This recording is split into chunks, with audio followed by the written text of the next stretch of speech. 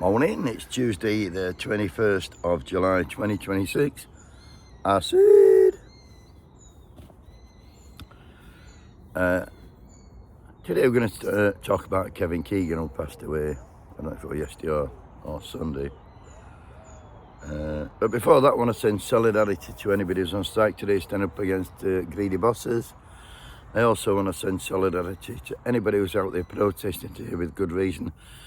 And I also want to send solidarity to any innocent people getting killed down in South Lebanon or in Palestine by the Israelis today, or anybody getting killed in Iran due to the Americans' continued attacks on Iran. Only yesterday we were talking about Joshua Kerry, weren't we, and he'd not been charged with the murder of Anne Widdecombe. And lo and behold, yesterday they charged him with the murder, so it's looking like it were him, isn't it? Today's t-shirt, by the way, is this one.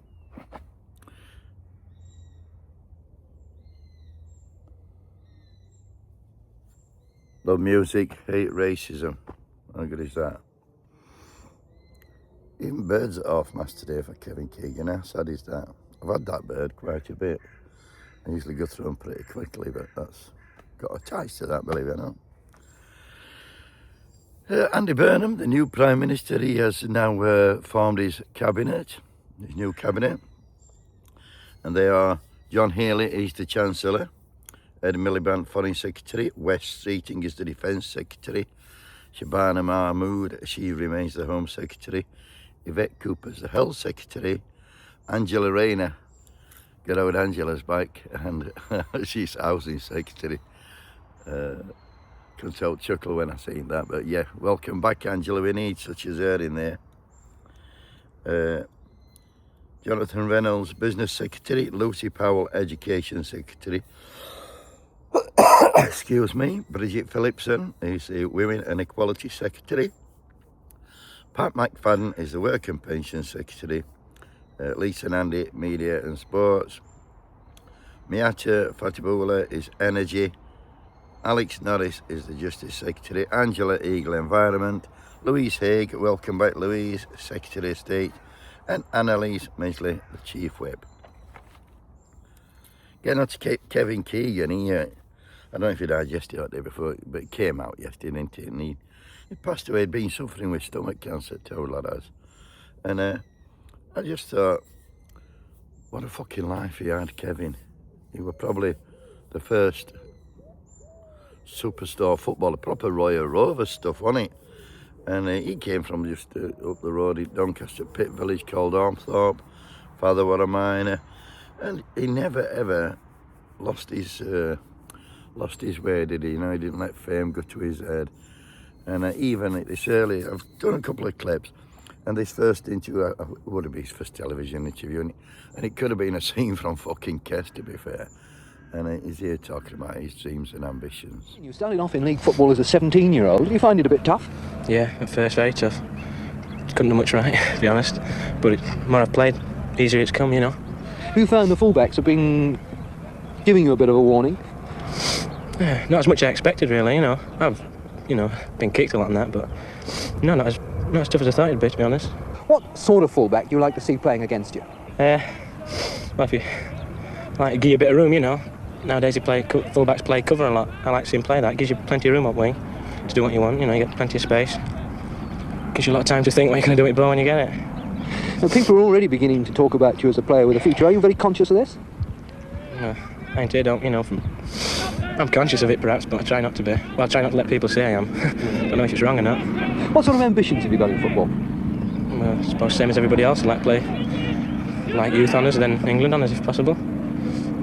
Would you welcome the chance to move on to another club? I don't know, it depends what sort of club, really. I'm happy here. Very good club. But, I'd like to see it. I'm getting first team football here. I should think if I went first division I'd struggle a bit. Yeah. So I'm quite happy here at the moment. And enjoying your football? Oh, yes. Well, I said to him, Gerald Sinstead, I think, what's your ambitions? And he said, I'd like to get youth honours and hopefully play for England. Would have thought what he'd have gone on to from that interview, eh? And well, what a fucking career. I mean, he with Scunthorpe, I've got some stats here. He made 124 appearances for Scunthorpe between 1968 and 1971, and then they sold him. He made 124 appearances and he scored 18 goals, and they sold him to Liverpool for 35,000 quid. They also sold Ray Clemens to Liverpool, goalkeeper, for 18,000. Scunthorpe did. And his Liverpool career, 71 and 77, he played 230 times, scored 68 goals. They sold him to Hamburg, so he went in Hamburg 77 to 80, 90 appearances, 32 goals. Then 80 to 82 back to Southampton, 68 appearances, 37 goals. And 82 to 84 he went to Newcastle, 78 appearances, 48 goals. And the Geordies fucking loved him, didn't they? They absolutely loved him. And when he went back as a manager, they loved him again. And again, because he went back twice. He also played for England, 68 appearances, 21 goals. Managed Newcastle, Fulham, England, Man City, and Newcastle then again. And I mean, he's fucking scored lots of goals, and he got loads of medals, Ballon d'Or twice, and European Footballer of the Year. Always firmly grounded. I know lads my age, I never had much hair, or not good hair. It was thick, but a bit like the rest of my hair. But my mates, they all had fucking Kevin Keegan perm. And one kid, who I know, Raymond, who I grew up with, he named his lad Kevin after Kevin Keegan. Absolutely worshipped him, as did a lot. But yeah, I could show him ranting off when he were fighting with Billy Bremner in Charity Shield. That's when the Charity Shield meant something to both teams. They both got sent off fighting in, I think it was 77. And like I said, I could show loads of clips, but I prefer this. Down and off the phone, Mrs. Thatcher, by the way. I got a telephone call from a secretary last night. She's attending a European youth rally in Birmingham on the 2nd. And I said, there's no way you can be. You've got a game. You've got a game that day. It's a Saturday. I'd tell Harry, if it was Jim Callaghan, okay, but you know my feelings on this. If I went there with Margaret Thatcher, my old dad would kill me. I'll tell you, if he was here. I'm sorry. I mean, I'm thrilled that she's asked me, and I know it's a European thing. It's nothing to do with politics, straight. You know, It's not saying anything about the Conservative Party or anything. But you know, I can remember my dad having the chance to have 25 quid to use our front room as a polling place for the Conservatives, and we didn't have any money, and he wouldn't take it. Yeah. And I'm certainly not going to go no. So that's as far as we've got at the moment. And then we'll take week after next. I don't mean that disrespectfully. If you just try and tell her we've got a game anyway. If it were Jim Callaghan, okay, you know my feelings on this. If I went there to Margaret Thatcher, then my old man would kill me if he was here. Like I said, we're a fine example of a working class lad. Fucking hell. It could have been anyone of a million lads his age who fucking were football daft, including my son, and had dreams, and he made his dreams come true, so hats off to him to that. And he made a lot of supporters' dreams come true, and all, to be fair to him. He was like Beckham, Harry Kane, and fucking Bellingham, all rolled into one.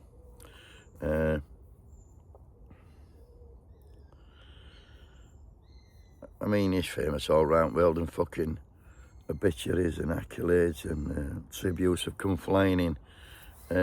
Come from all football clubs all around the world. Like I say, all the fucking world's great footballers have sent a tribute. And Liverpool Football Club did this tribute, which, well, how appropriate, really. And Shanks is on it as Liverpool side swarming forward now. Hall, Keegan! Goals pay the rent, and Keegan does his show. In Keegan, we saw a man who had the one thing that we wanted, apart from his ability, his natural enthusiasm. Half the world's shot in natural enthusiasm, but Kevin Keegan isn't. And it's Keegan's head and meeting it. Liverpool made me not just a footballer, made me a person. And it's Keegan! They just put me on a path. It was just 6 years for me. It seemed a lot longer than that. Would you welcome the chance to move on to another club? Depends what sort of club, really. I'd played 150 games for Scunthorpe, so I wasn't a new kid on the block. When I got to Anfield, I sat on a dustbin outside, was waiting to see the man himself.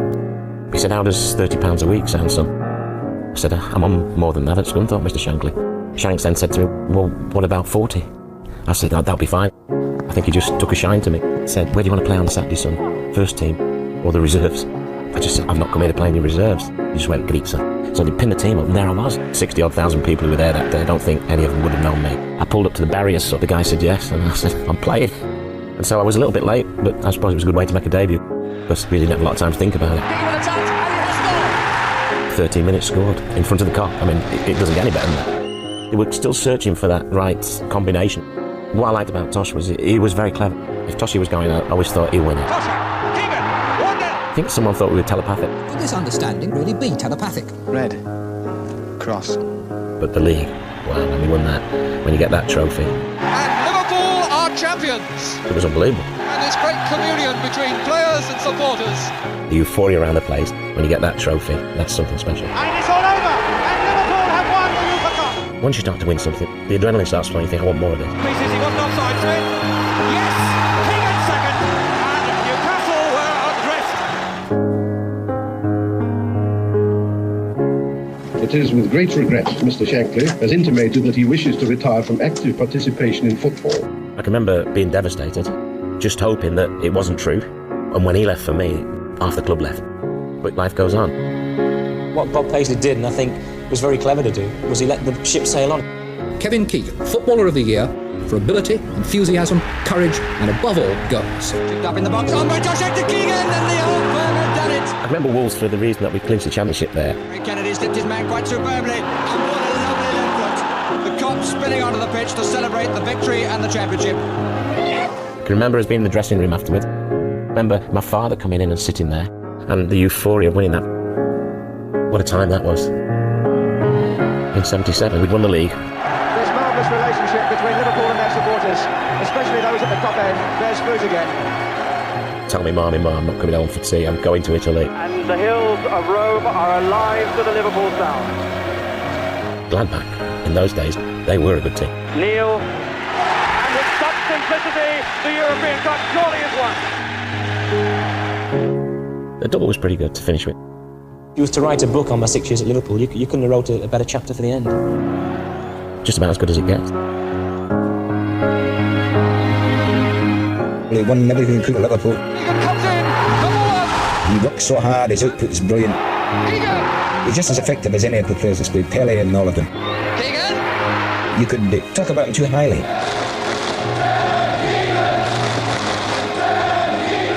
Liverpool fans, you know, when they started singing my name, and then what am I? 5'7", I was 6'6".